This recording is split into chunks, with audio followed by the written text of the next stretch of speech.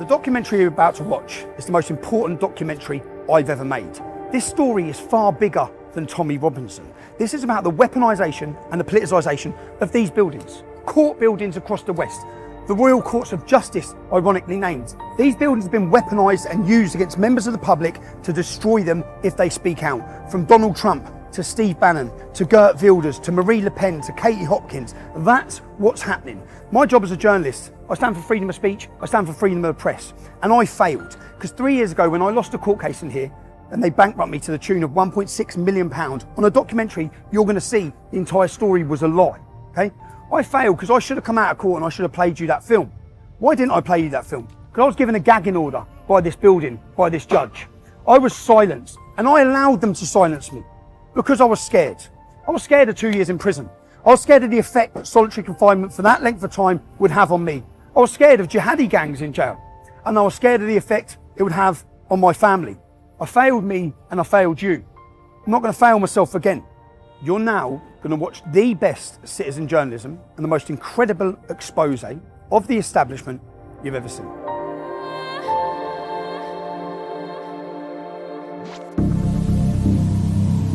The news is how we find out what's happening in the world.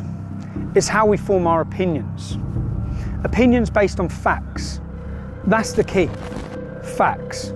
Facts should be delivered to you by journalists based on the truth. But what if what they're delivering you isn't the truth? What if it's stories that are manipulated to make you think a certain way, to follow a certain narrative, different people's agendas? And what do they do to those who go against that mainstream narrative, those who try to expose the truth?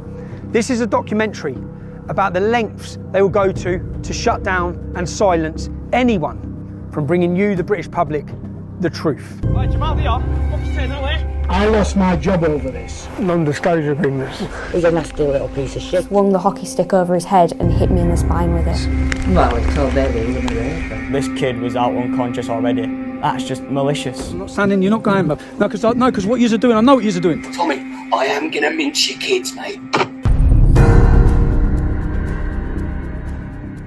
This is a documentary about the unholy alliance between the media, the justice system, and our politicians. How they conspire to suppress free speech, how they pervert democracy, and how the truth and your freedoms are just two of the casualties. We will show how the mainstream media deceives people, how they ignore the truth, how the lies of the virtue signalling BBC, ITV and Channel 4 are all about their poisonous agenda, no matter the cost to innocent people. It's also a documentary about how an everyday playground incident between two young lads was spun into global news, at a terrible cost to so many people, not least the two young lads themselves. We will show how the law is being abused, how people driven by hateful ideologies attempt to intimidate and silence anyone who dares to challenge the so-called progressive, so-called liberal narrative. We will show the foolishness of our fear-driven political leaders who jumped on a story, took a side without knowing the truth, or worse still, knowing it but hiding it, because the truth didn't fit their narrative, regardless of the human cost. And we'll ask three important questions. Firstly, is the media accountable to anyone, in any way, for what they report? Years after the Leveson inquiry, has anything changed, or do they continue to act with impunity? Secondly, is our legal system still fit for purpose? We will show how lawyers who hate Britain but love jihadi warriors have weaponised the law system against us, and how the legal system really only works for the rich. And finally, how do we keep our politicians accountable?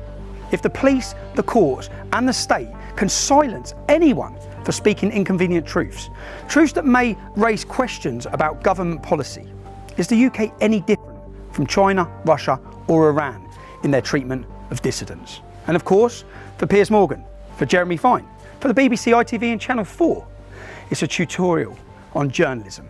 Keep watching it, you'll learn a lot.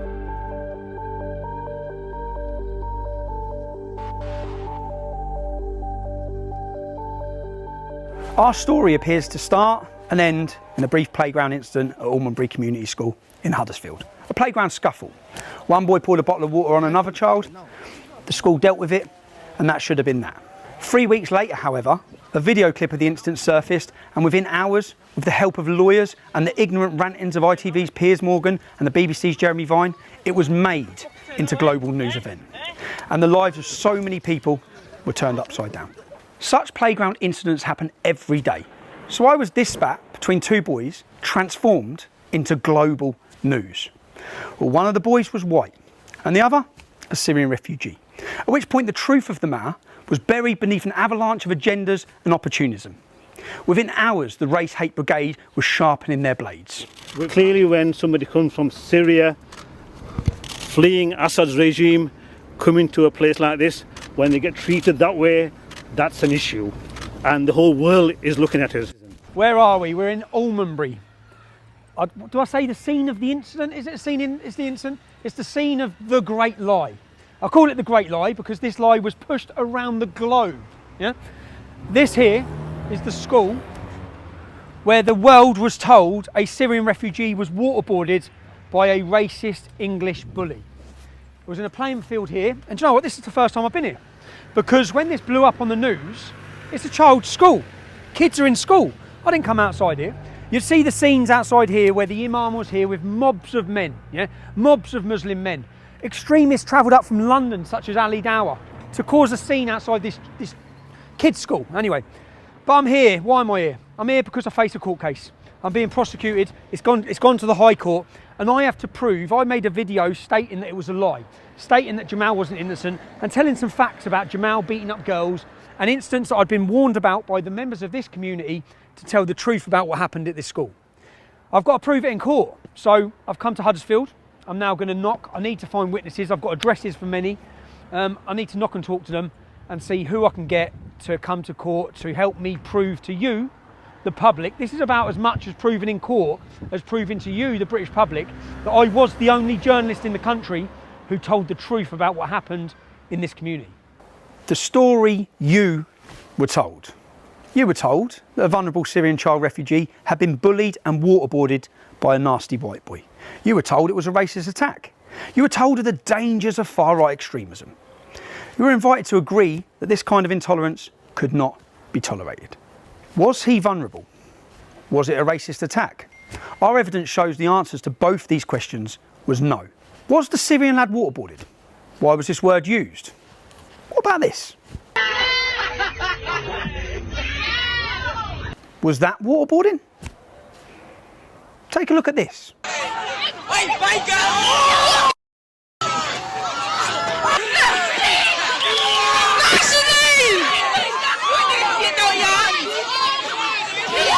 It shows a group of non-white children beating up a white girl. It went viral online, but it wasn't touched by the mainstream media. It wasn't made into a global story. Why not? Meanwhile, the usual suspects had lit the fire and were gleefully stoking the flames. Everybody was exposing the scumbag that did this, who I hope gets severe retribution. And of course, the politicians. They're always quick to jump on the bandwagon. Theresa May, Sajid Javid, Naz Shah, Nicholas Soames, Winston Churchill's grandson. Such moral outrage. And it's not just the media and the politicians. In today's Twitter and Facebook driven worlds where celebrities and groups compete to virtue signal, most of them driven by the warm feeling they get by expressing their moral outrage, or by fear. The fear of what might happen to them if they don't. Everyone who's anyone pumped the Bailey Jamal story. Boxers, Lennox Lewis, Huddersfield Football Club, celebrities from across the globe. Let's have a look at all of the celebrities and blue tick brigade who pumped the Jamal story. And here are some of the people who pumped the story you watched earlier of the white girl getting beaten up. Sadly, whether it's politicians, celebrities or other groups, none of them are wise enough or pause long enough to ask whether they have the whole story, to check the facts, to find the truth.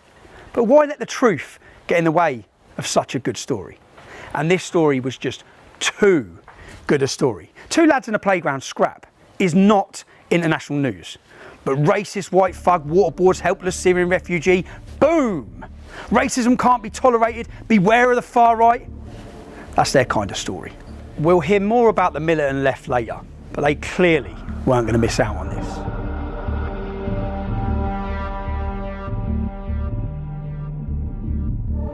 representing might be too harsh a word, but I'm here as a concerned citizen.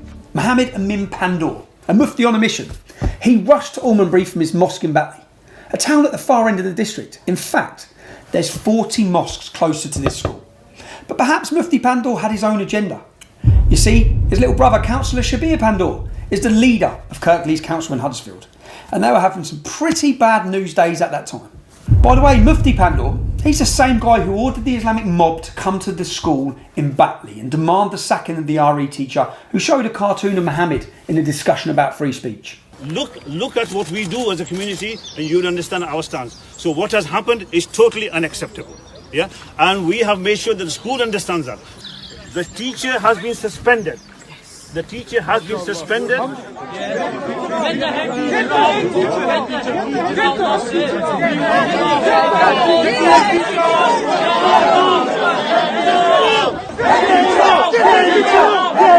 You may recall the teacher had to flee and he's still in hiding under police protection.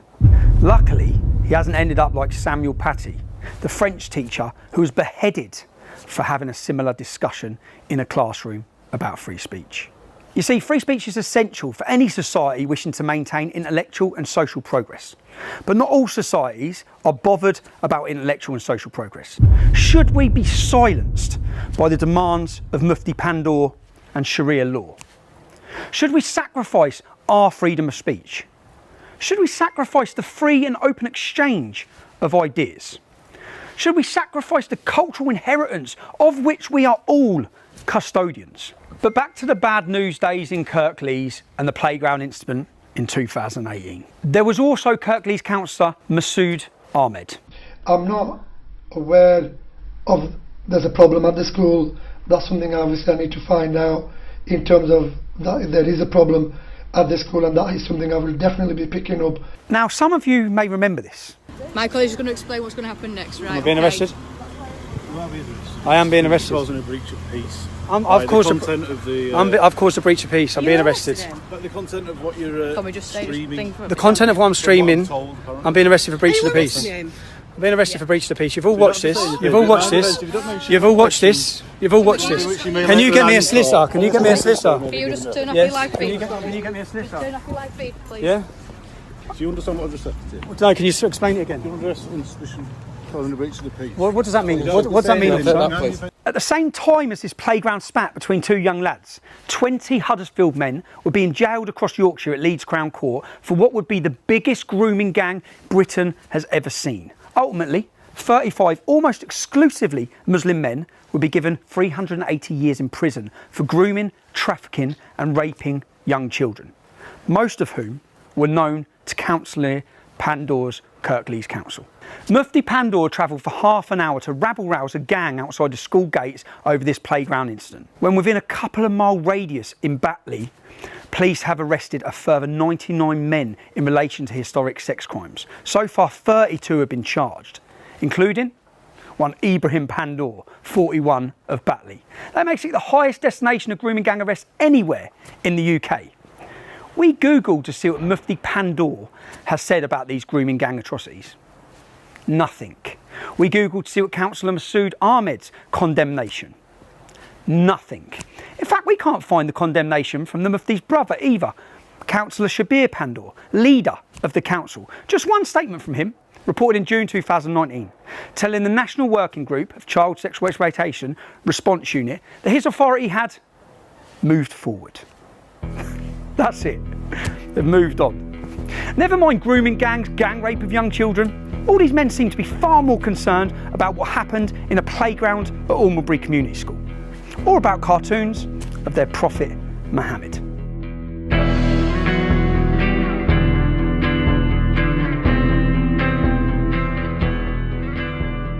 I think I now realise how difficult this is going to be, because everyone we've spoke to today, they're all confirming what I said was true. Everyone's confirming what Jamal was like, including school staff.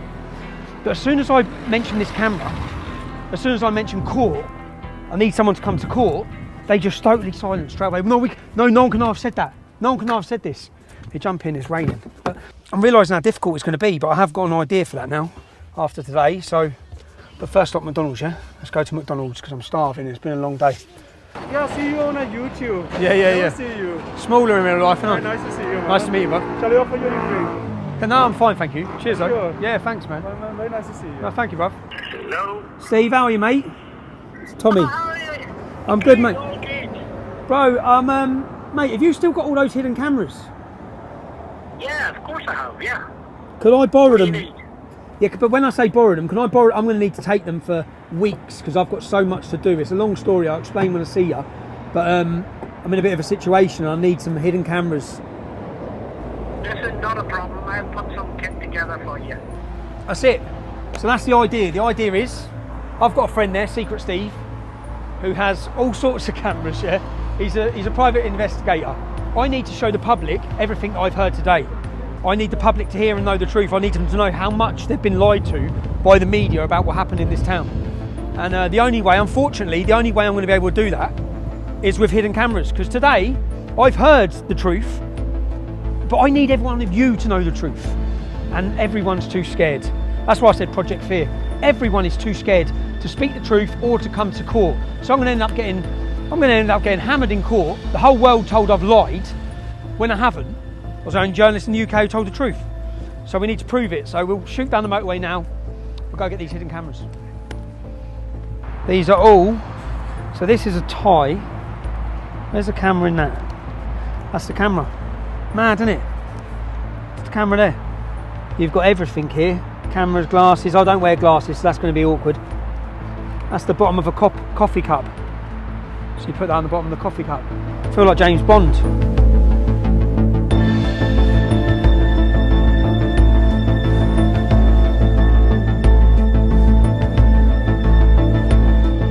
This today, that's the camera. I'll have to take this off, but it doesn't matter because apparently this records all the audio, records everything. That's the camera, and I feel a little bit dirty doing this, but it is the only way I'm going to get people to speak. And then I need you to hear what I hear. The idea that people would maraud the streets looking for him was appalling. The fact that the video itself, although it showed the accumulation of things that are built up to that, did not deserve what happened to him or to anybody else in that situation. And I'm afraid the media, I call it a perfect storm. I was getting emails from Pakistan, from Australia, from America telling me to resign. So it went worldwide, and I'm afraid I came into teaching to help poor people, and they got rid of me. I've got a problem here. I lost my job over this, and as a result the council has told me that I cannot speak to anybody ever about it. So unfortunately... Well, you lost your job over the Jamal Bailey thing? I was there when it happened, I was there when I dealt with all the situation, and then Ofsted came, then Trevor wasn't there anymore. That's all I can say. I can't get a job, so that's where it's left me, and I can live with that, but Bailey were only 15. I can't live with that. That's different. He's got a young man. He's a young man with a life that he should be. He's an articulate lad. He's got a lot about him. That's terrible. I can't. No, okay. If I do, I could get myself into real trouble. No, okay. I could, really serious trouble, legal trouble, because part of the council's... You've signed an NDA or something? Correct. So they've said you can't discuss it. And what was the NDA? So you keep the pension? So you get a pension? Yeah. Fucking hell, bruv. I have to be very careful about what I say to it. I'm not allowed to talk about it. I really am not. So I can't discuss it. I can't discuss it with the media. I've always wanted to have my say against it, which I've never had. Never been allowed to have. Never been allowed to say goodbye to my staff. Was just told to leave. So I worked there nearly 20 years, and never got a card, never got a goodbye. This whole thing was just used. The whole thing was used, yes, to push them in. And hijacked, and by the right of the political, I'm quite a political person, by the right and the left, it was hijacked and spun all out of proportion, and now we've got problems. But essentially what I've got... So what you'll meet is a wall of silence. What a mess. It is a mess, but it's a tragedy. It's a tragedy for Bailey. I'm not sure Jamal will get anything out of this ever in his life, positive out of it either, necessarily. He might have got a few silver coins from Judas, but that's about it. You know, that's it. The thing is that the incident happened 6 weeks prior, or weeks prior. And then on the same day at the same time, I've looked at the timings, the GoFundMe set up, the statement's released. Now you see you're putting the picture together. And then they built it up. I couldn't comment on that, but you've got a picture there. And built it up as a racist incident. Correct. He's Syrian, he's English. Done. Correct. Job done. Already, that's gold, yeah? I know that's gold. All I hope that's recorded. I can't turn a computer on. So I just pray that's got the audio and the visual, and it's not pointing up there, that we've got it, because that was the head teacher, and that's the first visit, and I know this is going to work. So I now know, just off that, I didn't think he'd talk. I thought he'd shut the door in my face. He didn't. He seemed like he wanted to talk. There's a lot he wants to say. So, but yeah, let's go. Next stretcher. It's exciting. Was there a racism problem in the school? And well, no, I don't think there was. What about other Syrian refugees? Like, do you think what happened to Jamal in the school was because he was a Syrian refugee? No, not at all. I told you before that would have happened if the child was white, big, blue, whatever colour. They're all scared. Yeah. We've all got careers, aren't they? I work for probation service now. You do now? Yeah. So I don't know where I stand with it. If I go, I could lose my job. What about if... No, and I wouldn't... Do you understand what I'm saying? I get it, bro. I work for probation service now. You see, if I didn't work for... You see, if you were someone... If I didn't work for the fucking public sector no more, I'd say, they can go fuck themselves. They can't... You know what I mean? So they seem to be pretty keen on these NDAs? Yeah. Who is that? Deputy Council. But I can't disclose that with you. Like what? Loads. I'm saying I can't disclose it because I signed it. That incident was talked about by Theresa May at a G20 summit. Somebody asked her a question about it. We were then Ofsteded by 5 of the top inspectors in the country.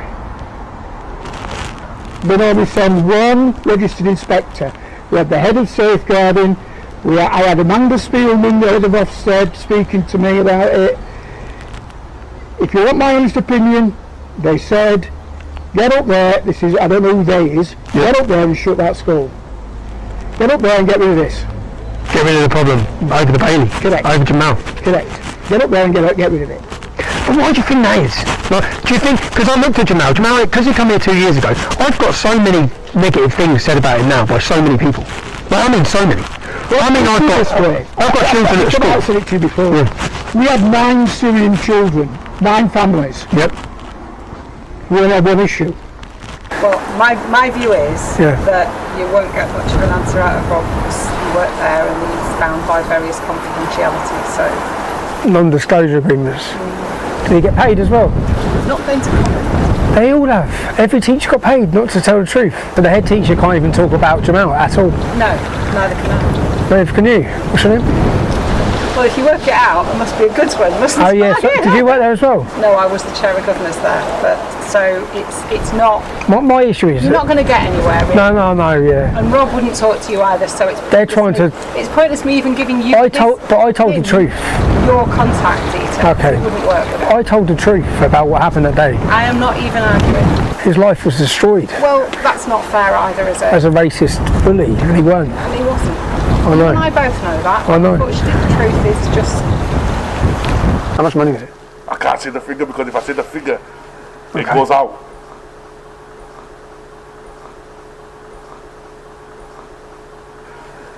Because mate, 18. I've just found out. Well, the head teacher's told us already that he was blackmailed and threatened. I've just found out of Kumar. He was paid £18,000.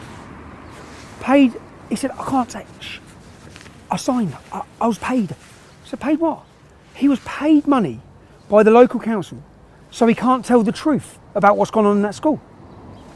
They've given everyone non-disclosure agreements, from school staff to governors, and Paul Kumar to get £18,000. He's not even involved. If you live here, if you live in this area, your tax money. He's got 18 grand. What must the head teacher have got? He must have got 6 figures. How much money have they spent on this lie? We put in a freedom of information request to Kirklees Council to find out exactly how much they had spent of taxpayers' money to get the silence of their staff. They didn't answer the first request.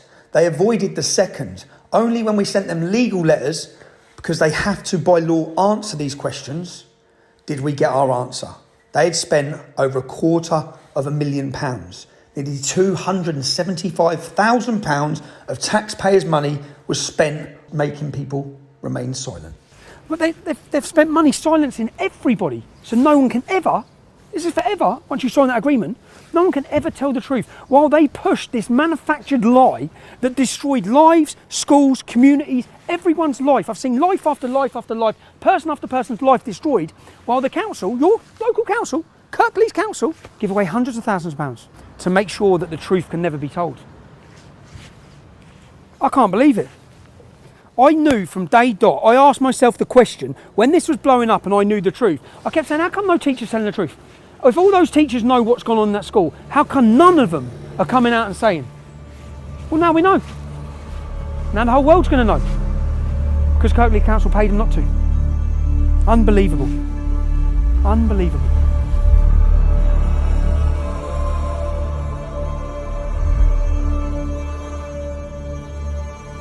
Jamal was in your year? Yeah, he was in the same year as me. What was Jamal's attitude like at school? He wasn't very nice. He called female teachers bitches. He just didn't really have respect for the female students, to be honest. Yeah, basically we were in a PE lesson and we were playing hockey with a teacher called Mr. Cattell, and I had taken the hockey puck off of Jamal because I was on the other team and sent it to the other side of the room where my teammates were, and I then turned around and just felt a really sharp pain in my back, and he'd swung the hockey stick over his head and hit me in the spine with it. Do you think there's any way that could have been an accident? No. It knocked me to my knees. It knocked you to your knees? How long had Jamal been at school when this happened? About 2 weeks. I've had lasting injuries from it. It's caused me to have severe pain in the top of my back, and I'm on medication for the pain. Still now? Yeah. Did Jamal get in trouble for this? Not that I'm aware of. First, I want to apologise to anyone I've been forced to record with a hidden camera. Sadly, people are terrified to tell the truth because of the potential consequences. But the truth still needs to be told. Do you remember of any incident specifically with Jamal with girls? Well, there was that one where he hit that girl with hockey stick, wasn't it? Yeah, Charlie. Charlie. Yeah. I think of her name then. Yeah, in Moscow. Lovely little girl, that. Yeah. It was just rude to him, obnoxious, bloody nasty. No respect for ladies, no respect for girls. Yeah. Expected everybody to bow down to him. Because he was to the side of me, so he tried pushing me and so I quickly moved out there because obviously I knew what he was like. He would have actually hit me and stuff. Yeah. So I moved, and then that's when he moved his arms as if he were going to try to slap my face back. Okay. And he did. But on that day, he spat at you multiple times. Where'd the spit go? Literally all on my uniform outside and all down the school bag. Because when I went home, I told Mum and my mum were disgusted in it. But the school said that because it was outside of school times, they can't really do much about it. Okay. He's a nasty little piece of shit. Was he? Yeah. And I told your solicitor that when she rung me. Okay. He's a horrible boy. Is he? Yeah. And it's all that. What was he like at school then? Nasty. To? Everybody and anybody. He had no respect for women at all. None. Even staff. No respect for them? No. I told his solicitor all this on phone. Okay. Jamal grabbed him by his tie, just threw him against the wall, cracked his head open against the back of the wall and just kept throwing him against the wall. This kid was out unconscious already. That's just malicious. That's just intent to kill. Were they? They had a young lad and a girl, and They were horrendous. The kids, they were just horrific. The couple of kids that they had, they used to bully the kids. What, Jamal? Yeah. See, what was Jamal like though? A dickhead. Was he? He came to isolation a few times. He wasn't perfect child. No. He was portrayed. Well, you know what job I did, don't you? He was in isolation. Yeah. Yeah. In isolation loads of times. Was he? Yeah. What was he like though? Troublesome child. Yeah. He used to make up fucking stories. He used to make up stories? Yeah. At one stage, I think he said something to do with his sister. Somebody said something to his sister and I was in isolation. And I just got come out and he was waiting outside isolation and wanting to beat the girl up or something. I can't remember. He wanted to beat the girl up? That said something to his sister. Just 1 second, I'm just going to... Yeah, no problem. Yeah, no problem. No, he used to lie a lot. But this whole thing was built off what he said, and if he lied a lot, it's a big problem. Times, yeah. Was it? He was quite a violent person. He was a violent person? Yeah. Like, so I was the year below and he was the year above. Yep. He used to, every time I walked past, try grabbing me and...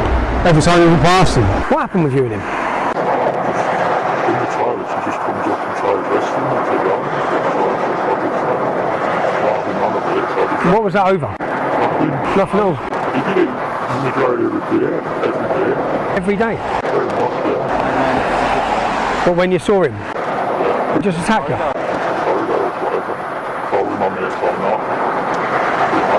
Was he like that with lots of kids? Not really, no. Just certain kids? Yeah, I wouldn't say I'm exactly the strongest person. So he thought he could? No. Well, he just randomly attacked you? Yeah. What about your mum said something about he put something in between his hands? Oh yeah, it was a compass. I remembered it yesterday, just as you went. It was a compass. It got a compass and he was going around like, when he got to me he went proper hard into me, made me bleed and everything, and I think it was Miss Ennis that proper gave him a telling off. Okay. You know, you said, so say like that incident there, you said some girl said something to Jamal's sister and he waited outside to beat her up. Well, there are testimonies from several children who alleged they were being bullied by him. Younger children, little girls, mostly girls. Is Jamal the innocent victim you've been told? I gathered these testimonies over just a few hours filming in Huddersfield. I could have carried on. Yeah, I was waiting outside isolation to beat the girl up. And about the lies? Yeah, I'd say about Jamal, he used to tell fibs. Several times he got investigated. And it just fucking turned out to be fucking lies.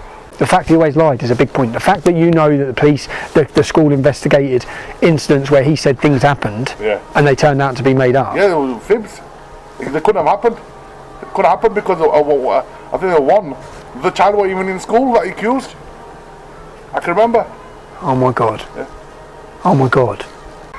I'm sure he accused us, another guy called Jaden. I can't remember his last name. Called what?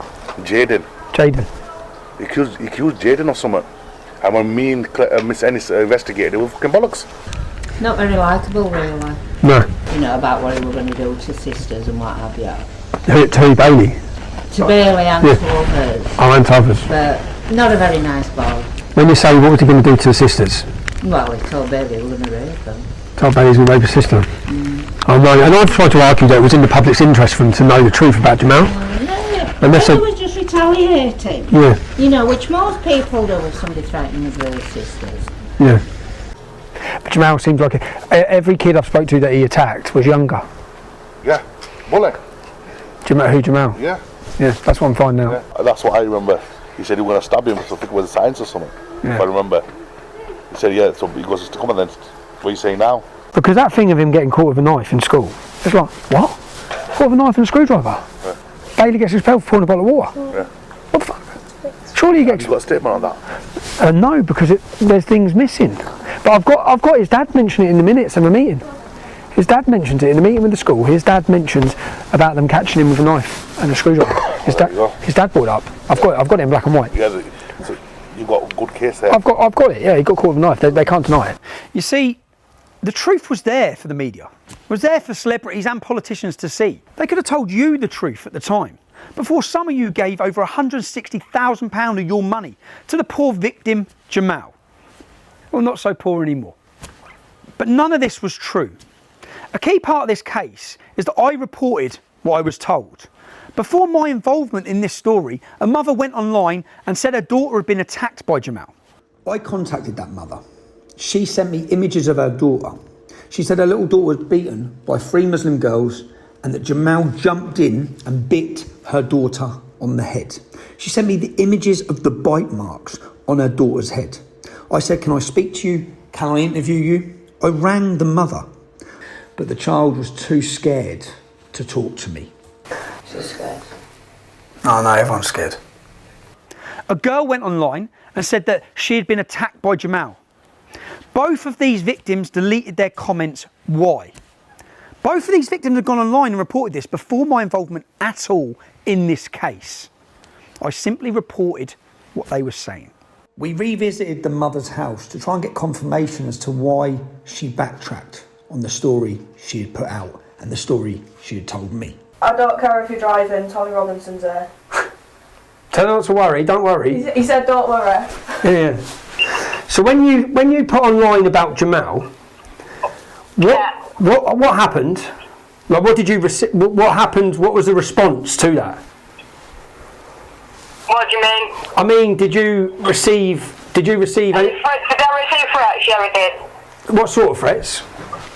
Rape, all sorts, Tommy, all sorts. And I'm just, because what I'm trying to understand is that, and is that, because what I've looked at, and then, because Jamal's solicitors are using a statement that you made saying that Jamal had nothing to do with it, but was that, I'm asking, was that in response to the threats you received?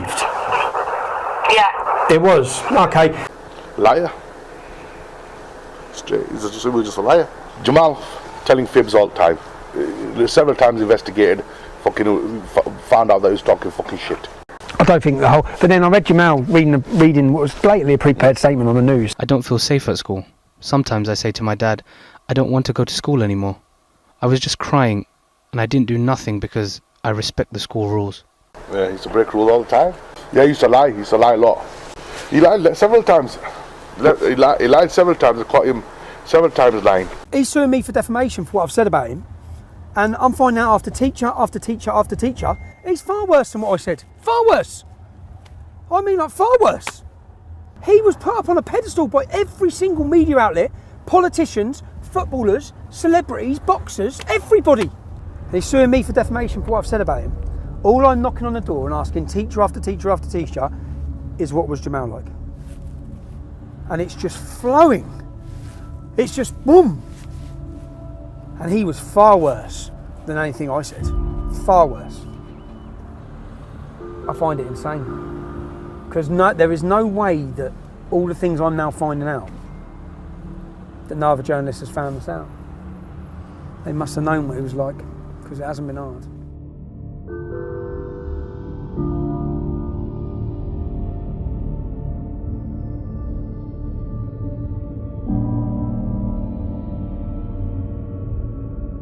But how they portrayed Paul Bailey was disgusting.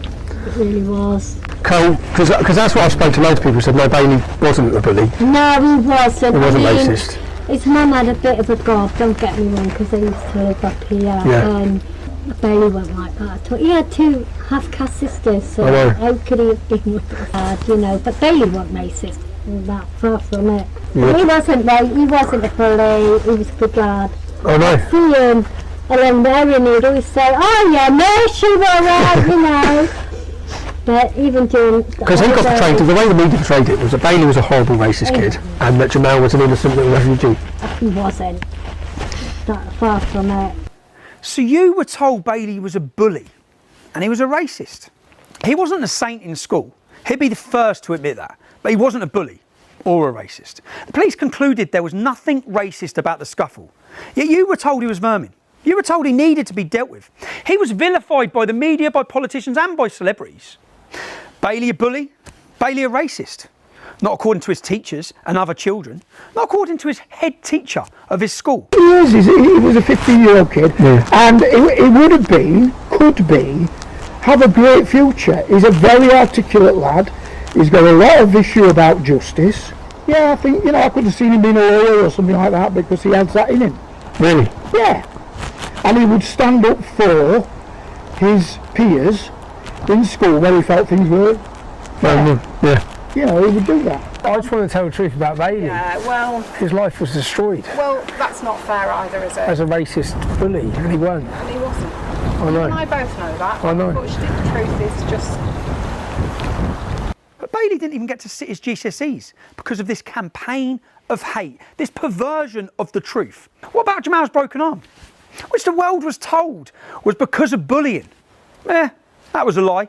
School incident reports record that he had been punching a much younger child in the face while holding him in a headlock, and he was pushed off him, fell and broke his arm. The police considered the incident to have been dealt with properly. You were picking, I think he picked, and I don't know who, somebody pushed him to get him off. He started calling my mum a white fat bitch and stuff, and then he like... It's like calling your mum a white fat bitch. a white fat bitch. And then I went up to him, and then he... Like I chucked a bottle at him, and then he put me in a headlock, and then my mate pushed him off me. And I believe that's how he broke his arm? Yeah. So he had you in a headlock? Yeah. So he physically assaulted you? Yeah. You said he called your mum a white bitch? Yeah. Is that sort of terminology he uses a lot? Yeah. There were all sorts of misconceptions, like the fact that he had a broken arm. I've got two independent witnesses, Taryn. No, he hit a year 8 kid. And another kid in year 11 stepped in and said, "What are you doing?" Pushed him over. Broke his arm. Who he had in the headlock? It must have been just start of year 11, put this kid in a headlock. One of my friends wasn't having it, didn't like how he was behaving, grabbed him and just threw him off him. Like anyone do break up a fight, they just like throw him off him, but this wasn't a fight. This was just an all-out brawl, one-sided, completely one-sided. Because this kid had no match against Jamal. Just threw him off him and he landed on a curb. How big was the kid? Jamal was in year 11? Yeah, half the size of Jamal easily. Okay. You know, I know he was 12 and Jamal was 15. But it was like kind of like half size-ish, kind of like up to shoulders kind of thing. Yeah. But he still had no match against him. And my friend just grabbed him, threw him off him, and he landed on a curb. And that was like it. So I've read it reported by Jeremy Vine and in the newspapers that that was an incident of Jamal being bullied. No, exact opposite. He was bullying this kid. So you see, people thought that was all part of it. But that's, do you know why? Can somebody be thrown to the floor with a broken arm? But do you know why? Do you know why they thought it was part of it? Because the solicitor said it was. No, well, that's not true. That genuinely is not true. I could even name it. I won't. But I could name the child in year 8 that he did it to, and I could name the child in year 11 that stepped in. So someone stepped in. Because basically, the school was a pretty good place. Kids had good values. So if you saw a bigger kid hitting a little kid, you'd step in and say, "What are you doing? Get off him." And we even had it where... Do you know what he said to the year 8 kid? No. Called his mum a white slag. Yes. Now I've got that on camera as well. Now you say it, yes, he would have done that, and that would have been incredibly provocative for him. Even in his statement to court, Jamal claims they were forced to relocate from Huddersfield for their own safety to a different part of the country. Really? Because the records say there was no racial motivation and there was no threat at home. That's what the records say. And this is why the authorities, they refused to move them. And while all this was going on, records also show that his dad, Jihad, his dad's name is Jihad, he'd threatened to kill himself if the rest of his family weren't brought in from Syria. It's not surprising that some authorities expressed concerns that Jihad Hijazi was trying to manipulate the system to get what he wanted, including better housing. You were not told the truth, the whole truth and nothing but the truth. You weren't told anything approaching the truth by the mainstream media. And in Jihad Holy War's statement to the court, Jihad said that he wished he had died in the war with his family rather than go through what happened at Almondbury Community School. Really? He wished he was dead and all his family were dead rather than go through this school playground incident. Listen to the clip again. Say now then. Nothing. Say now then. Say now then. Hey, nowhere. Fuck, say nowhere. Listen to what Bailey's saying. He's asking Jamal repeatedly, what are you saying now? It wasn't a random attack. It wasn't a racist attack. Bailey didn't threaten to stab Jamal. The playground incident was not the beginning of the story. It was a culmination of many events. Not least, it was a response to Jamal's alleged threats to rape Bailey's younger sisters. They were about 9 years old at the time of this.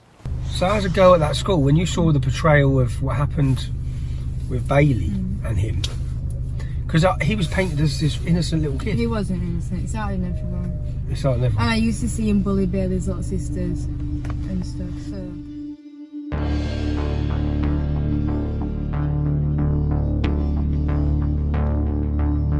Everybody was exposing the scumbag that did this, who I hope gets severe retribution. I hope his parents take action, right? Never mind anything else. What are you producing here with this vermin doing what he's doing here? That's not Britain. That's not what we do as a country. You can hear him there describe Bailey as vermin. Words are important when you're on a daytime platform and people listen to what you say. What do you do to vermin? You exterminate it. You kill it. Lowlife. Called him a thug, but worst of all, he demanded severe retribution against this child. At the same time as this, Jeremy Vine was reporting. He didn't tell people the bully's name, although he was finding it hard not to name a child. Instead, he told his followers where they could find that name. Now, this is a direct response of both of your reporting, because when you reported, you can follow the timeline and the repercussions of what that brought. What I've done here, in 2018, there's a charity called Tell Mama that records Muslim hate incidents. Even though they've been, in the past, penalised for exaggerating the figures, let's work off their figures. They say there are over 1,000 hate incidents, with 325 of them being online. Some of them Islamophobic, which means criticising Islam as well. Here, I've printed a piece of paper for each one of those hate incidents. 327 hate incidents online against the entire Muslim community of the UK in 2018. The 325 Islamophobic comments, they're the ones you read about on the news every day. They're the ones people in jail for. They're the hate incidents the media keeps shoving down your throat. So each piece of paper here represents a hate comment aimed at a child after a playground dispute. I want to read these now. Piers, you demanded severe retribution. That's what you demanded against this child. Let's see if you're happy with some of this. I pray someone rapes you and your whole family while you watch. Fuck your mother, fuck your love. The Syrians will rape your family. If I saw you, I would rape you to death. You'll be raped by the Fallujah group. I hope your mother will not be racist when she is raped. I'm going to bum your nan alive, then dead her again. And the threats of rape, all of these threats of rape, imagine being these children. Imagine being a 15-year-old child living in Huddersfield with your little sisters. Muslim men are jailed in the biggest scandal in the history of our country for mass rapes in that town. And then you're receiving and you're reading these messages. You're going to die. You're going to fucking die. We're going to strangle your mum, your dad, your friends. I'll kill your whole family. I can't wait to find you so I can slit your throat. You're the person who should be killed in those ISIS videos. You, your parents and your whole family have to be burned. Do everyone a favour and fucking off yourself. Looking at you makes me want to commit suicide. Go commit suicide, you oxygen thief. Jump off a bridge, bro. Do humans a favour and kill yourself. We don't want you and you don't belong in this world. Again, imagine being that child reading them. Piers, is that severe enough for you? This is a mental health record for Bailey McLaren. Bailey was referred to Luton CAMHS by Luton and Dunstable Psychiatry Liaison on the 31st of December 2018. Reason, patient involved in incident in Huddersfield and has been relocated to Luton with family. Patient unable to cope with not returning home and has taken an overdose. So this lie, this narrative, this agenda, which comes before anything else, by the politicians, by the media, that was pumped. This child, it doesn't matter. His life didn't matter. You know, if he killed himself, no one would have cared. We wouldn't have heard condemnation from any of the politicians or from any of the media. No one cared. Because everyone from start to finish in this story is collateral damage, so long as they have the narrative. And Piers, you have a son, you have children. Demanding severe retribution against a child for a school playground dispute is unforgivable. You sit there and you preach. You preach against us. You make your accusations against me. Never have I labelled Muslim children as vermin. Never have I demanded my followers to commit severe retribution against anybody. And this is what the media, the politicians and the celebrities created, aided and abetted by the left-wing activism and the selective indignation of Islam. Hypocrites out there might say, who cares? That's what he deserved, right? Imagine for one moment if I had incited violence against a young Muslim lad in the reversal of this situation. And you see, in a district where a generation of young girls have been raped, these threats are far from empty. What do you think, if you were working in the school at that time, what do you think what the media done? I think the media fucking blew out of fucking proportion and what fucking waterboarding at all. I know. But then the media run that Jamal was being bullied. Like, you see, he used to complain that he used to be bullied. There was another, I think, Kirklees guy that came, that Jamal said somebody gonna knife him or something. I think that should be on record. Yeah. I think when we investigated, I think it was a lot of bollocks. I'm gathering that by reading the school records. That he made accusations, and then when they're investigated, and there were a lot of bollocks. It lied. Yeah. Now ITV, Piers Morgan, you used your platform to incite hatred of a young child. No time for facts or the inconvenient truth. Surely you must have known the truth, because within a few hours of the story breaking, I was receiving dozens of messages from parents, pupils and staff saying there was much more to the story than met the eye. So I did what any journalist could have done, should have done. I asked questions. Were you just being lazy?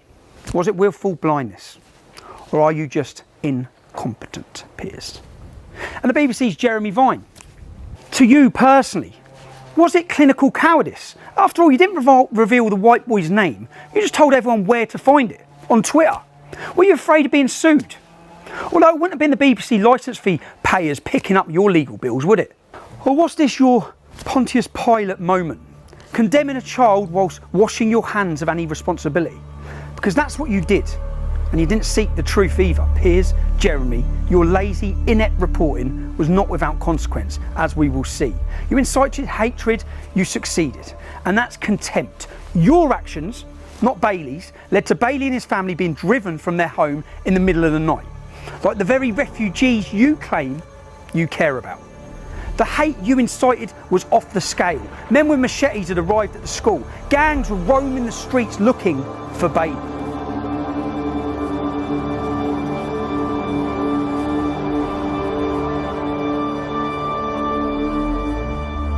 West Yorkshire Police told Bailey's mum that the terrorism threat had been raised to red.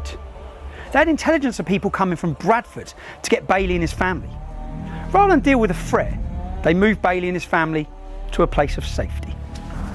So, whilst one child had the support of the whole country, had the support of the Prime Minister, Sajid Javid, the local football club, everyone rallying behind this child, £160,000 donated to him.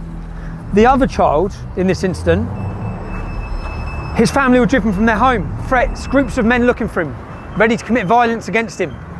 And the police stopped the mum. So the police took the family, the police went and got the family to get them out of their house through imminent danger, and they were taking them to relocate them here. Let's have a look. The Night Inn. This is the accommodation that Bailey's mother, with two 9-year-old sisters and children, were being relocated to. This one-star hotel, where rooms are rented by the hour, next door to a brothel. The imam, who brought a mob of men up to the school, he has 3 mosques within a stone's throw of where we're standing now. Bailey's mother, through her sense, looked up this hotel, saw it was owned by Muslims, read the reviews that it's a prostitute racket, drug hole, yeah, and got out of the police meat wagon with her children to take them to safety herself. But this is where Kirklees Council were housing those children and that family. This is the most Muslim populated area of Leeds. That family were taken to so-called safety, yeah, surrounded by mosques in what is a Muslim ghetto, yeah, which is why I'm getting bibbed and going to cause a scene now. We went to see from neighbours what it was like at the time of the incident. I think it was a BMW X5, and there were about 6 Asian lads in it, and they threatened to firebomb the house. God. Yeah. They also they threatened to shoot her. They threatened To shoot the mum? The mum. They threatened to rape kids. Well, they come outside and done all that? They shouting and screaming. Shouting and screaming it. Stuff like that. Well, I saw the video because a neighbour had shared it, and then I saw on the Yorkshire Live them making Bailey out to be really horrible and that Jamal was a poor little victim, and it wound me up. So I commented on it. The victim wasn't a victim, he hit me in the back with a hockey stick. And then within the space of 2 hours I had about 250 comments saying that I was lying, that I must have been excluded from the school because I'm a liar. Just horrible comments like that. None of them believe in me. And did you take the comment down? Yeah, I didn't want to, but my mum was worried for repercussions, so she asked me to take it down, so I did. This is the area that Kirklees Council thought it was the right place to send a child and his family, who were wanted at the time, the main imam outside their school, with mobs of Muslim men looking for them, and this is where they decided to send them.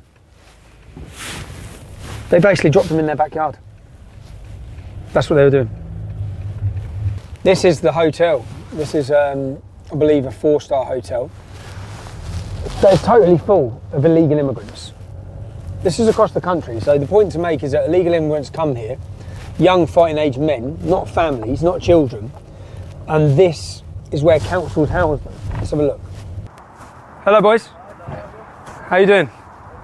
Do you mind if I ask, what country are you from, lads? I do not speak English. You do speak English. Just what country are you from? Iran. Iran? Yeah. Iran, okay. Yeah, Iran. Kurdistan, Iran, okay. No, that's cool, man. I'm just seeing. Is the hotel full? Yeah. Yeah, full. You enjoying it here? Yeah. Yeah. Nice hotel, nice food. Nice hotel, nice food. Yeah, healthy food. Healthy food. It looks like a nice hotel. Yeah, how many people are in here? I think 200. 200. Lots of children?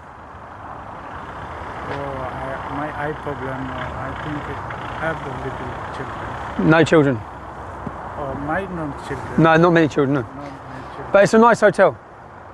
Nice hotel. It is a nice hotel, and if you look at where the other family were being housed in Beeston, and you compare it to this 4-star hotel, nice food, as our friend says.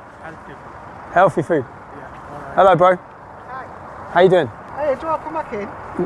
Yeah, we're off now, mate. We're done now. That's nice. Yeah. Do you know what they have in here? They have a full-time doctor and nurses, full-time, stationed in here. Full-time. So you know when you can't, my dad tried to get a doctor's appointment earlier, couldn't get one. Full-time. Full-time. The food's bad? The food's bad? Is it free? Yeah, it's free.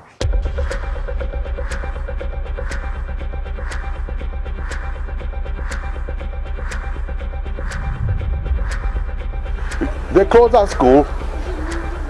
As soon as the media and all that died, they sent in chief inspectors of fucking Ofsted. We knew they're going to fail it on every fucking thing they can think of. I had governors who had friends in the media, who tried to explain to them. There's a lot more to this. All of that, and the Ofsted, and the whole shebang, but it was never picked up. Apart from my reporting, there was not a single media statement giving the other side of this story. The staff knew, other pupils knew. They could have exposed the lie. Why didn't they? The incident, I always call it the incident. Yeah. The incident has reoccurred, it's come to my door. They said you can't talk about it because you've got a non-disclosure agreement. They're not satisfactory. So that was the reason they triggered it. They were either not free to tell you the truth, or they were terrified of the consequences. And that's for so-called journalists. Some can't find the truth. Some won't tell the truth. And some, they're afraid of the truth. But me, as a journalist, it's my job to present you the truth. If you want my honest opinion, they said, get up there, this is, I don't know who they is, get up there and shut that school. Get up there and get rid of this. You see, when the media and politicians decide to kill a story, when they decide to hide the truth from you, they'll do whatever it takes. They shut down the school. It's gone. Everyone lost their jobs.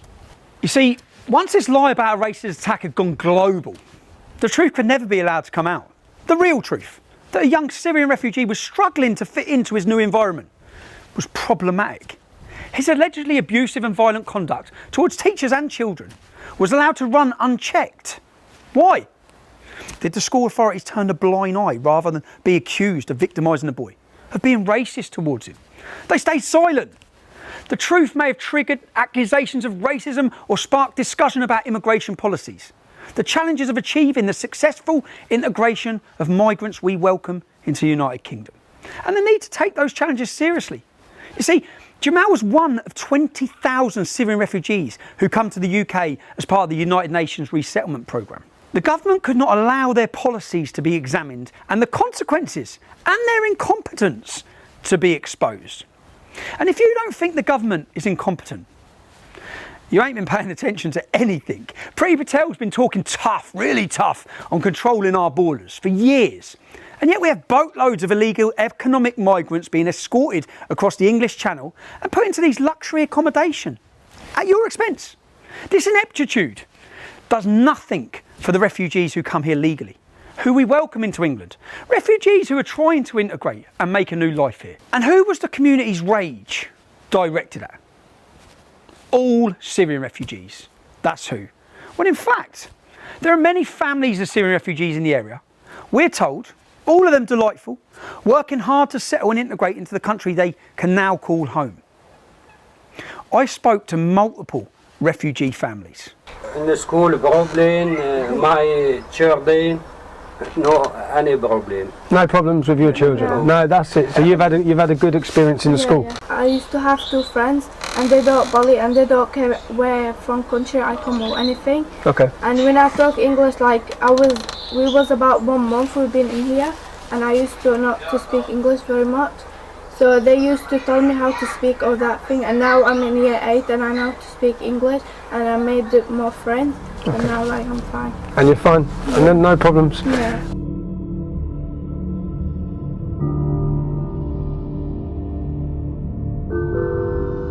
I don't feel safe at school. Sometimes I say to my dad, I don't want to go to school anymore. I was just crying and I didn't do nothing because I respect the school rules. Who told Jamal to go on camera and say this? Who arranged the media tour?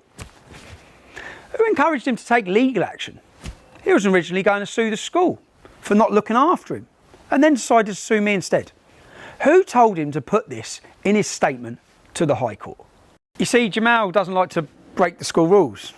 Here's the problem. This is his behaviour record. Almost 100 codes for bad behaviour. Truancy, verbal abuse to teachers, physical violence towards pupils, and lying. Yeah, there's plenty for lying. You see, I haven't got all of Jamal's school records. Large sections of documents I was given were blacked out. We tried to get access, but we weren't allowed. And the lawyers wrote to the court to explain they had misplaced documentation. And finally, as you can hear, the lawyers decided what they were going to allow me to see.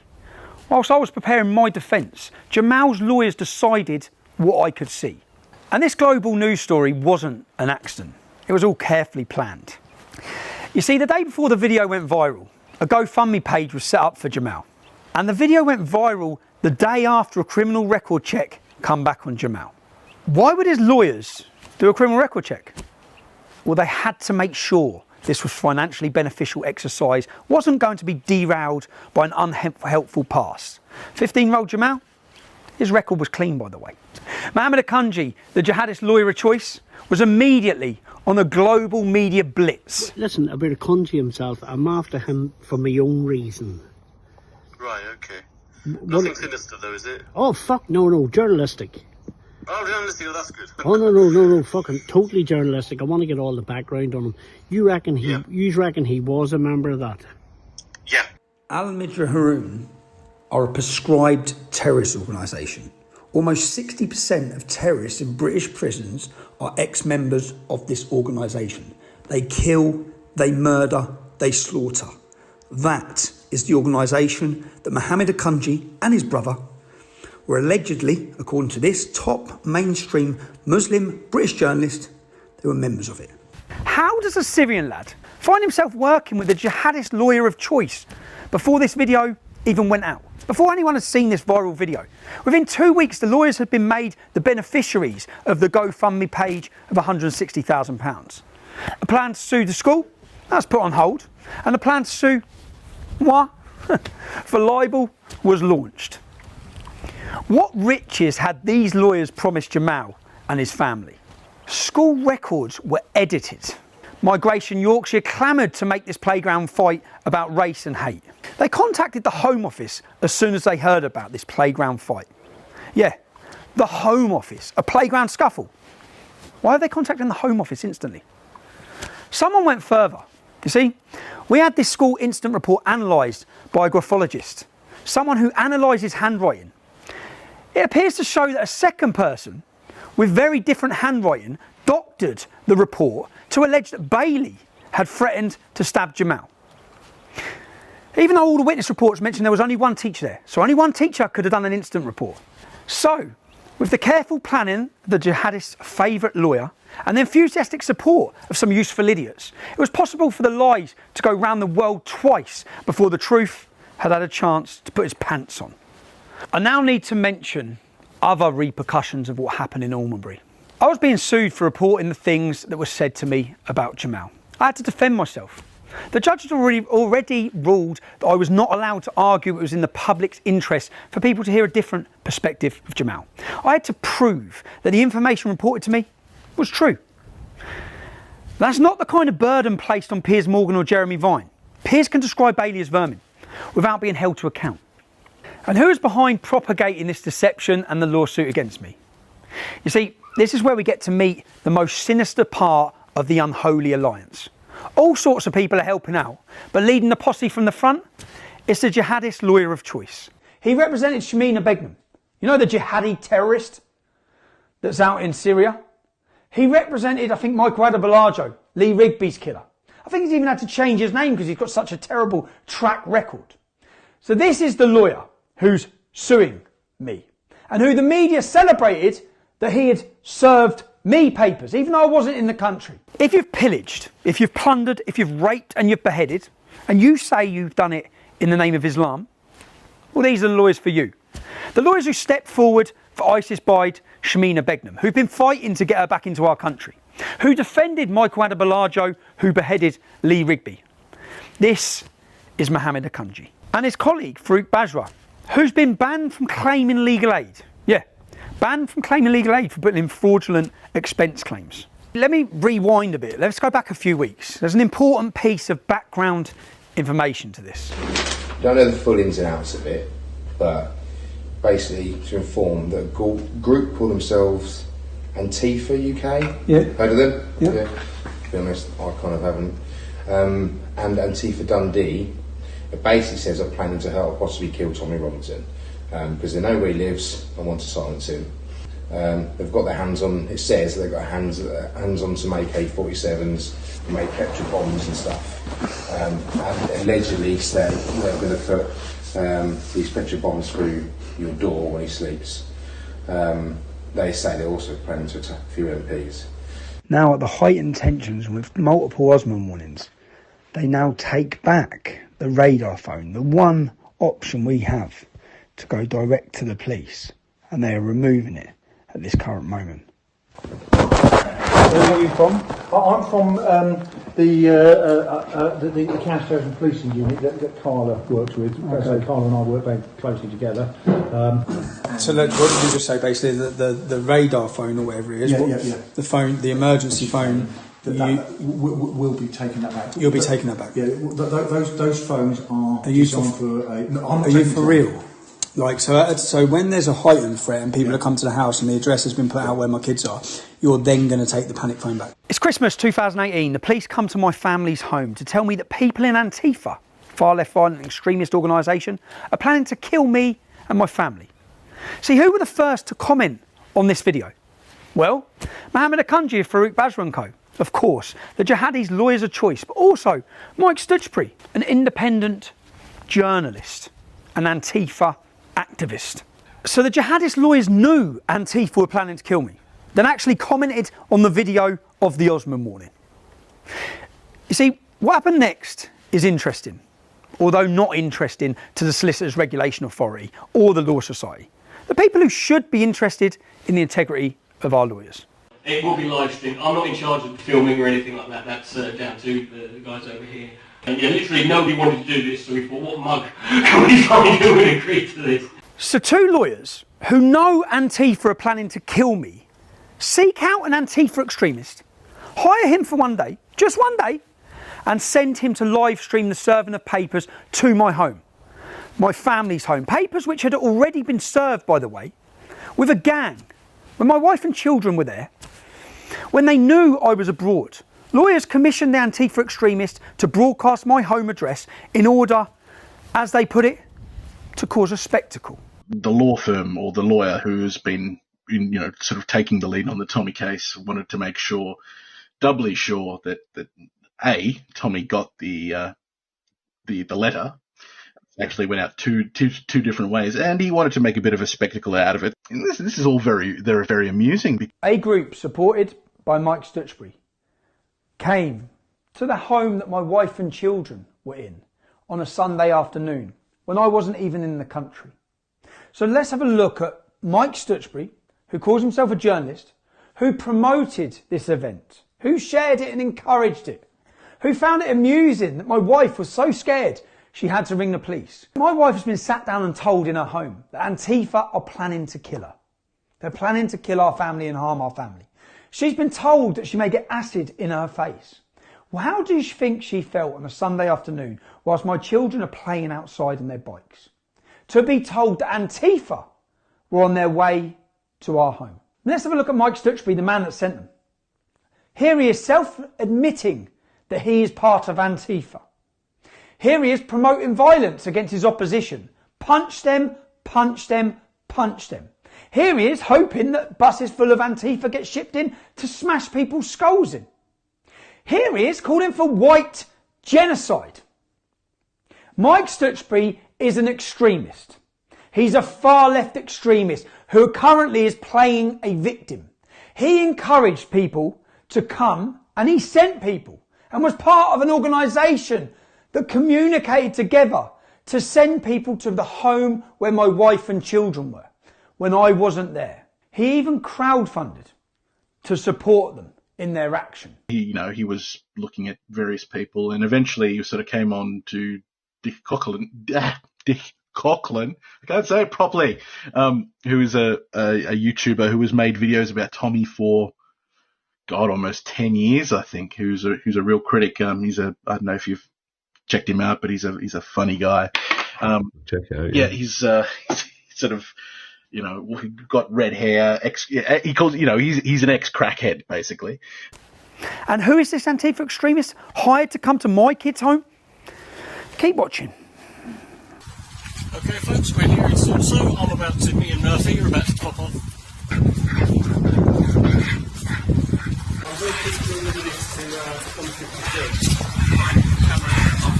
I went up to where number and they said, right, we'll take that from him, we'll make sure he gets it. And later that night, the Antifa extremists hired by their lawyers had a message for me and my children. And on that note, on that happy note, oh, by the way, Tommy, I am going to mince your kids, mate. Let's have a look at the man that they sent. The man that you can see the Muslim lawyer handing privileged documentation, giving this man my children's home address. That's what he done, fully aware of the serious danger my family are in. And he hands them my children's address. They then come to my children's home. My wife gets a phone call. My children run off the drive. They lock themselves in the house. They ring the emergency 999 call for the police to come. They press panic buttons. They need support because Antifa are coming. They came, they told the Muslim lawyer, he's fully aware they're coming to live stream where my family are. They live stream and doxed the name of the road. They doxed the door number. I went up to where number and they said, right, we'll take that from him, we'll make sure he gets it. The man specifically chosen, he was chosen. He says in his own video. The lawyer in this case was a guy called Mohammed Sanimi Akunjwa, who works for a solicitors in London called, I shit you not, Farouk Bajwa and Co. Solicitors of London. I get asked by this guy that they've decided that they're going to, Tommy Robinson is going to be served legal papers so he can be sued by this family. And they asked me, do I want to be the one to go along to serve the legal documents? Let's have a look at who Dick Coughlan is. Let's look at some of the things he said. Here he is promoting hatred against black people. Serious, this is a crime. The comments he makes are a crime. Here he is promoting hatred against Pakistanis. Here he is singing a song promoting anti-Semitism. Singing a song about lampshades being made out of Jewish people's skin from the Holocaust. Third right, yeah, we're gonna kill a kite. We're white, far right, and we're gonna have a fight. You're in the outskirts, you can go in the gas chamber, then we'll throw you in the pit. We're just following orders, man, we're trying to get paid. You might get out of here, but you'll be a lampshade. A self-confessed, racist, anti-Semitic crackhead was sent to my children's property. He talked about raping my wife in her skull socket. He talked about my children being fed through a meat grinder. He talked about burning my house down whilst masturbating with my family in it. Now, other than to terrorise my wife and children, why would any sane person do this? It worked, okay? Tipped off by a friend who saw the gang on live stream approaching, my ex-wife hit the panic button and barricaded herself and our children in a bedroom. The police thankfully responded in time. And these are exactly the same tactics being used against the unbelievably courageous children in Almonbury. Threats of violence and rape against children who are willing to stand with me in defence of the truth at the High Court of London. The video release, media, GoFundMe, Antifa, it all happened at the same time. It was coordinated and it was about hate and making money. And how that far left activist, who appears to be an anti-Semitic, Jew-hating, black-hating racist, came to my home with his gang and threatened to kill my children. These lawyers, the mainstream media, they don't care about refugees. They don't care about Jamal. They don't care about the truth. Say that bloke who made the video saying he's going to kill the kids. Yeah. Can you, if you didn't do it, I know 100%, give a statement. I know, I was there. Okay. Give a statement about that. She complained about it. She contacted, we'll remember, it would have been the liaison officer at the time, to ask if he was arrested. I found out his address and I gave you all the information for him. So even now, say now, looking at that, can he be arrested now then? I don't know what happened with the previous report, because when we search on our system that we currently use, He probably got buried. I can't see any crime report that was linked to it. You see, the next day, knowing I'd been provoked with threats against my ex-wife and my children, no doubt thinking they would catch me conspiring to commit violence and lock me up on a conspiracy charge. Here, outside my ex-wife's house, men in a car that has never been registered, check the registration plate, so presumably from the security services, with listening devices recording what's being said in my home. The involvement of the security services may explain why Dick Coughlan, the man who publicly threatened to murder my children, has never even been spoken to or arrested, despite my wife's complaints. What are you doing? Show me who's in the back of your car. There's no one in the back of the car. So what are you doing then? We're not here, anything to do with you. What are you doing then? Well, what do you think we're doing? I think you're starting doing me. No. Who's yours work for? So what are you doing? And there is someone in the back. I know there's someone in the back. So what are you doing here? What do you think of press and stuff? I don't know who you are. That's what I wanted to tell me. Go on, tell me what you're doing. Can you tell me what you're doing there? Because essentially I've got threats against me. Yeah? So what are you doing here? If I turn it off, you can tell me what you're doing. We go in. Who's in the back of your car? No one's in the back. Who's in the back of your car? You're not going nowhere. You're not going nowhere. I'm not moving. Let me see who's in the back of your car. Tell me what you're doing in my house. I want to know what you're doing, bro. That's all I want to know is what you're doing. I've got police officers sat with a recording, in a recording van. In the back of this van is a recording station. I'm not standing, you're not going, bro. No, because what you're doing, I know what you're doing. I know what you're doing. I know what you're doing. They're sat in the back of their van. This is recording devices. The whole of this back thing, because he just opened it up when I got him out, the whole of this back thing is recording where they're pointing there, because what this is has been a setup. These police officers setting me up. They're setting me up. It's a setup. They're setting me up by sending people to my house because they think I'm going to react and do something, and they're recording it with listening devices. We checked the vehicle registration plate outside the house on the government website, and there's no such vehicle. Let's not forget the politicians, our fearless leaders.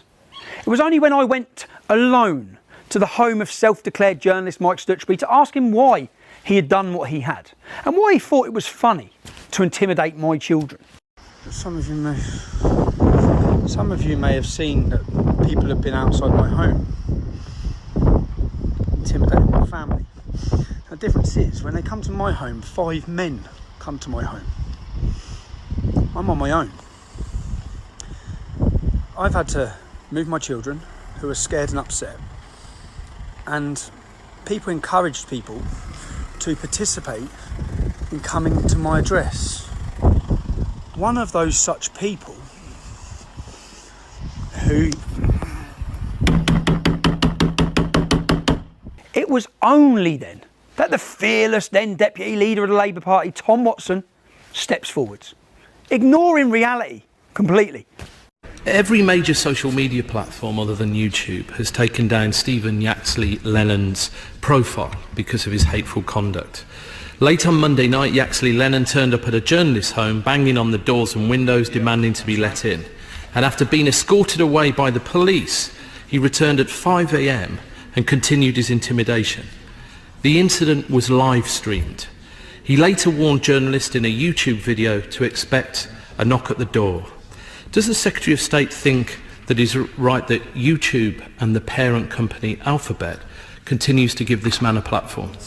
It'd be funny, you know, if it wasn't so insidious. The hardly honourable Mr. Watson totally misrepresented what had happened, and from behind his shield of parliamentary privilege, bravely declared that I'd been terrorising a journalist. Journalist? Stutchbury's an Antifa activist who incites violence and wants to kill white people. Terrorising? Was I terrorising? Mr. Watson bravely demanded that I be removed from YouTube. YouTube had only recently confirmed that none, not one, of my videos had broken any of their stringent guidelines, and my videos hadn't broken any laws. It was clear I hadn't harassed anyone, certainly not Mike Stutchbury, if indeed he is a journalist. But none of that mattered. My wife and children left their family home that night. They never went back, thanks to having their lives endangered by the jihadist lawyers. See, my wife started legal action against Mohammed Akunji and Farouk Bajwa's firm. But Mo & Co, Mohammed Akunji and Farouk Bajwa, see, they weren't so keen on facing the law as they were on abusing the law to persecute others for financial and ideological reasons. On the 31st of March 2019, they promptly collapsed their law firm. They'll never be involved in the case. That's what they said. And Dr. Farouk Bajwa, well, he's no longer going to be a lawyer. He'll be living in Pakistan. That's it. That's what they said. That's how easy it was for Mo & Co to escape justice. Interestingly, they're still signing documents on the case on the 6th of June, months after saying they're not involved. Several other law firms have reported them to the Law Society, the body that is supposed to make sure lawyers behave ethically. Nothing's been done. I wonder why. In fact, all the lawyers working at Farouk Bajwa & Co just moved across to a new law firm called Burlington's. And guess what? Yeah, Burlington's took on Jamal's case against me. Farouk Bajwa now works for Burlington's. Farouk Bajwa's son now works for Burlington's. Farouk Bajwa is Burlington's GDPR expert. Pretty ironic, no? Farouk Bajwa & Co leaked my children's address to an Antifa activist, to put it online for everyone. And if we've been stupid enough to expect more ethical behaviour from Burlingtons than from Farouk Bajwa and Mohammed Akunji, well, we'd have been disappointed. I just really, which I've been trying to do, I need all of the disclosure, which I haven't had. I haven't had a full disclosure of his school records. Therefore, to make sure that we haven't, that some documents haven't been lost in the transfer of the file from Farouk Bajwa to Burlington's, we have done another subject access request to the council for Jamal. And how long would the council take for that? I don't know. I don't think they gave us a time frame, did they, Luke? No, they didn't, unfortunately. So you're asking. So what you're saying is you believe there may be things that I haven't been disclosed. You don't know how long they're going to take, but you won't agree to an adjournment. No. Our position is that we're not agreeing to an adjournment. Those are my instructions. Because my concern, and serious concern, is the safety of the witnesses, and it's a genuine. And if you, I don't believe for 1 minute that Mohammed Akunji or Farouk Bajwa give a shit about any of this, or Jamal. Yeah, I generally don't think they do. And this is. I'm just going to say, Farouk Bajwa and Mohammed Akunji have nothing to do with this case. This is my case. How come then? To anybody from Farouk Bajwa. How come then Farouk? Burlington started with me. How come Farouk Bajwa signed a form 3 months after he left then to do with this case? It's absolutely. It was. If that was the case, it was before I gave the undertaking, and he wasn't involved in this case at all. He signed a form dated June. In June, he signed a form, and the date on that form that he signed is June. He left this case in March, apparently. How come? Well, if you send it through to me, I'll have a look and I'll give you an explanation as to why. I'm not quite sure what form you're talking about. No, you'll see it on my documentary. Okay, so when you send me what you decide is relevant, yeah, how am I going to know what you've cut out? Well, I suppose you wouldn't. I wouldn't. Does that seem fair? If the information is not relevant, then what harm could it do in me having it? But it's not about harm, Stephen. It's about privacy. For the last 3 days, since you received videos so that you become aware that I have video evidence that's going to prove my case, since that point, my ex-wife and my children, for the last 2 days, have had police at their house because they've been receiving threats. On top of that, pictures of my ex-wife have been put online by the same people who are in bed with Mohammed Akunji. Then, 2 days ago, Mohammed Akunji doxed my mother and father's house.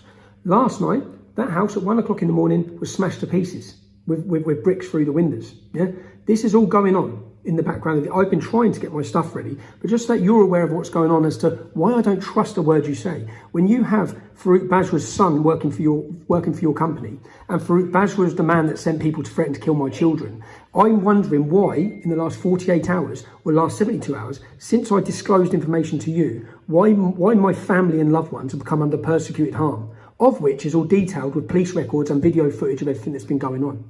So I'm super concerned and don't trust you or your party to decide what's relevant in this case. I don't trust you. So if this is to be a fair trial about getting out the truth, if that's what you're working for, you need to give me your disclosure instead of reviewing it and taking bits out, which is what you've already done with the school records. You'll say, because I know that's not the full school records. So, and you've covered up things which, and Luke, Francesca told me, I have a recording of her telling me that Burlington's did not redact anything. Yet in court, you had to admit you did. I've got the recording of her telling me it.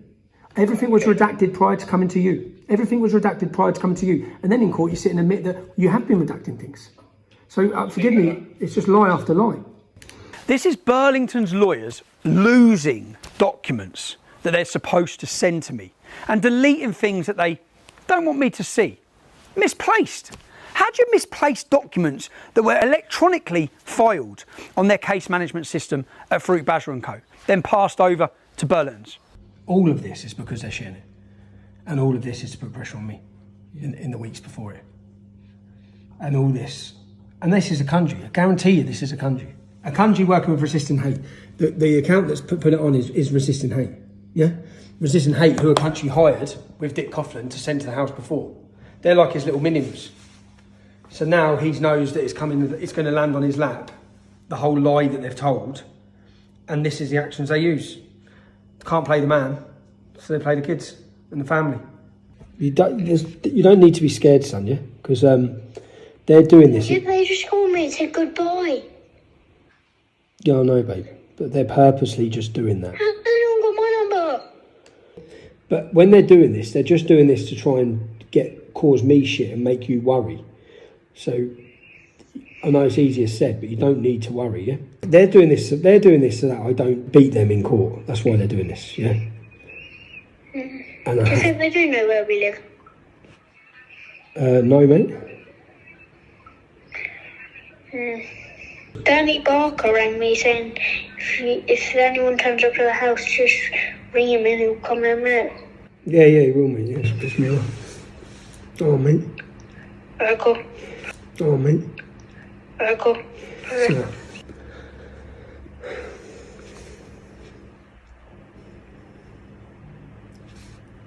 the mad thing is, the whole time this goes on, the media and all of them act like we're the bad guys. That we've been, like I'm the one persecuting people or targeting them. And they're such cowards. They're such cowards, man. I just got a phone call and they said goodbye. I'm so scared. I've told the police, but I'm so scared. Hello? Jenna, who's just rung Spencer? We don't know at the minute. What are the police saying?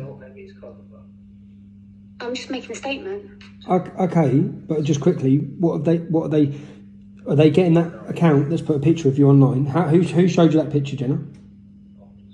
It's on Twitter. Yeah, who I saw found it myself. You saw it yourself, okay. Yeah. Are the police sorting out to get rid of it? Yeah, they've taken the address of the Twitter person that's put it out.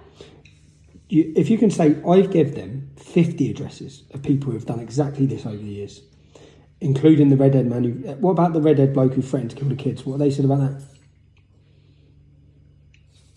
Well, nothing really. No? It's a crime. Do you know what I mean? If I make a video threatening to kill some kids, I'll be arrested. So the point, what you need to ask them specifically and say to them, you made a complaint, someone threatened to murder your children, you had to leave your home, yeah? Those threats have now followed you to where you're now living, yeah? And they're coming from the same people, the same organisations, the same people they done fuck all about last time. They didn't nick them, they didn't speak to them, the solicitor's still acting with impunity, doing it to my mum and dad yesterday. See, you need to specifically ask them, Jen, I want to answer out of them, when you made a complaint against Richard Coughlin, Dick Coughlin last year, why have they not done anything? And get you a follow-up and an answer as to why they haven't done anything, if you can. And mate, are the kids all right? Am I right that you managed to track the number? Yes.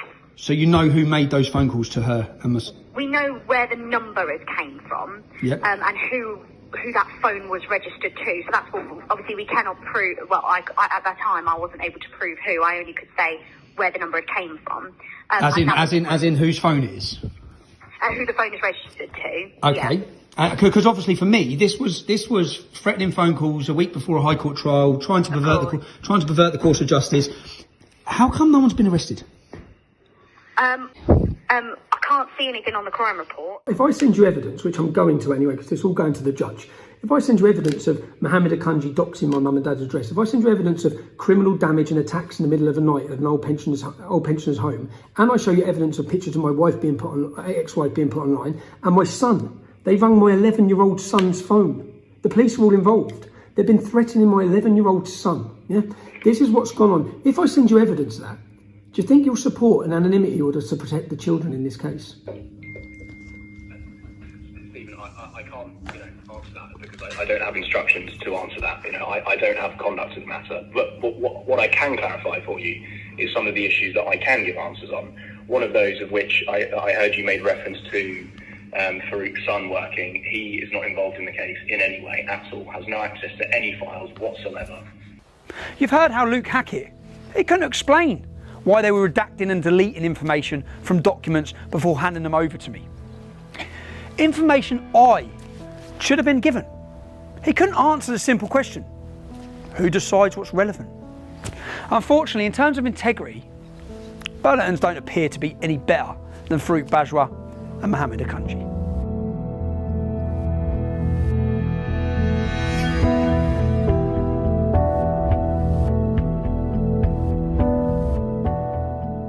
You see, I was told he'd violently attacked a girl. I was told he'd attacked someone as part of a gang. And I was told he'd threatened to stab someone. In fact, Jamal had violently attacked more than one girl. And we presented the evidence to the court, including the testimony of courageous children who came to court. These children weren't Tommy Robinson fans, but they came to the High Court to speak the truth. So let me just look at one of the pupils that come to court and testified. This young girl wasn't a supporter of mine, didn't support my politics, but she still came to court and testified. Let me have a look at her school record and read what her teacher says about her. Charlie is a very mature and hard-working member of the Forum. She has been an absolute pleasure to have in the Forum. She has represented the Forum in the school council and in various events across the school throughout the school year. She represents all that is positive and exciting about studying at Almonbury. Charlie is now currently studying law at university. Why would this girl randomly lie, before I was involved? Why would she then travel to the High Court of London and commit perjury? Because that is what the judge has found, that she's made it all up. And Jamal, the Syrian refugee, the one with multiple lies on his school records and behavioural disciplinaries everywhere, well, he was telling the truth. That is what he found in this case. Why would a mother post images and send me those images of her daughter beaten black and blue? Why? For what reason? Why would the staff lie? Why would the head teacher lie? Why would every single person who was recorded covertly lie about what Jamal was like? 12 different people lying about what Jamal was like. Why? You see, the judge has really helped us out here. The judge says people can lie for reasons that make no sense. Sometimes for no reason at all. He could not readily identify any explanation for why some of these people were prepared to do so and lie. He concludes the alleged assaults, they never happened at all. Despite Jamal's school record, which you've seen, the judge states the claimant's record is overwhelmingly positive. He acknowledged Jamal has a record of lying, but decides on this occasion it's Jamal who's telling the truth and everyone else is lying. Really? We waited 10 weeks for this? That's your conclusion? That's the logic from the highest libel judge in our land? There was no jury. That's right, there's no jury. All of these people were lying. But Jamal, he was telling the truth. Jamal, who could only find his dad, Jihad, to speak for him. Not a single teacher, not a classmate, not a friend, not a neighbour or a support worker came to court to support Jamal's version of events. Jamal, who says he only broke the rules a few times at school, and even then, it weren't his fault. His school record suggests something very different. I want to be clear and fair to Jamal. He denies every accusation against him, completely and utterly. On the day the 5 courageous children appeared in the dock, giving testimony against Jamal, Jamal didn't even show up in court that day to face his accusers. Neither did the press. The press actually left court when the witnesses stood up to give their evidence in my defence. It's alarming to think we have this kind of intellect at the top of our judiciary.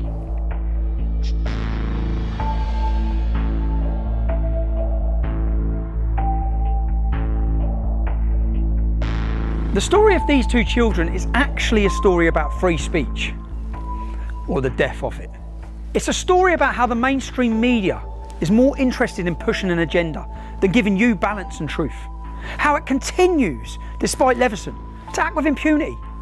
Is the media held to account for what they report? Have Piers Morgan or Jeremy Vine been held to account? No. It's a story about how the law is being manipulated and exploited by the far left and Islamists to destroy the lives of anyone who speaks out against the accepted so-called progressive, so-called liberal narrative. Or about the poisonous influence of Islam's Sharia law in our society. Is the law fit for purpose? No. And it's a story about our government and judiciary's disdain for free speech and the truth, and the lengths that they will go to in order to silence dissent, especially with its new and increasing powers. Is our government being held accountable for its actions? No. Is the judiciary independent of political influence? You've seen all the evidence. You decide. Whether you agree with my politics is irrelevant. When dissent is crushed, free speech dies, and governments move one step closer to tyranny. The lawyers know the truth. Even Jamal's father, Jihad, he knows the truth about his son. They all knew the truth and were using Jamal to further their agenda, regardless of the consequences for Jamal. They continued to pursue the case, which incidentally has caused my divorce and bankruptcy. My ex-wife had to choose between her marriage to me and the safety of our children. I'm glad she chose our children. We're still best mates. You see, Jamal's lawyers told me very early on, if I apologised and paid them 50 grand, they'd drop their case. If you're watching this, you know the decision I made. I won't apologise for reporting what I was told, for what I believe to be true, for standing up for Bailey, a young lad unjustly vilified by pretty much everyone. But in silence in dissent, are the media and our government any different to the governments they criticise so much? China, Russia, Iran, immigration, COVID, Brexit. If it doesn't fit the narrative, you will not hear the alternative view. And where else have we seen this? Where else have the media, politicians, police and social services hidden for truth for decades, fearful of being called racist? Grooming gangs. That's where. A cover-up of such horrific cost to thousands of young girls in towns and cities across our country. And nowhere worse than under the stewardship of Councillor Shabir Pandor's Kirklees Council. You see, hiding the truth doesn't protect community cohesion. It does the total opposite. It undermines trust in public institutions. It stokes resentment and conflict in our communities. Tragically, those who lead us don't seem to have the moral clarity or courage to speak the truth. They cause the division that they're trying to prevent. People ask me, was it worth it? Yeah, it was worth it. The truth is always worth defending. I'm still here. If you were born in the United Kingdom, you've already won the lottery of life. An inheritance from our parents and grandparents of freedom, equality under English law and democracy. If we allow ourselves to be silenced, that inheritance is rendered worthless. What legacy will we leave for the children and grandchildren who come after us? None of us can afford to let free speech die. We cannot and we will not be silenced.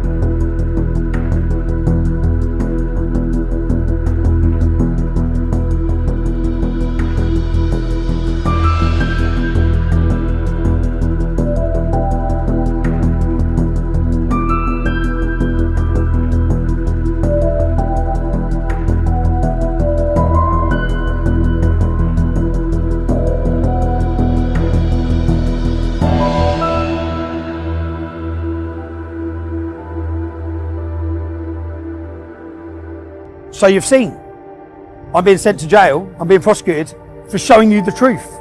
Nothing else. I didn't lie, okay? They've lied, continually lied.